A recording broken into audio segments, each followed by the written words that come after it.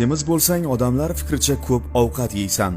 Ozg'in bo'lsang seni kasal deb o'ylashadi. Agar chiroyli kiyinsang ularning fikrida o'zingni ko'z-ko'z qilyapsan. Oddiy kiyinsang seni kambag'al deb o'ylashadi. Jiddiy bo'lsang zerikarlisan, ko'p kulsang esa jiddiy qabul qilishmaydi. Shaxsiy qarashlaring haqida gapirsang qo'polsan.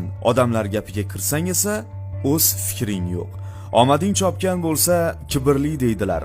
Agar ko'p qiyinchilikka uchrasang, dangasaga chiqarishadi. To'g'ri yo'lda yursang soddasan, egri bo'lsang senga ishonmaydilar. Ko'rdingmi? Hayot formulasi oddiy.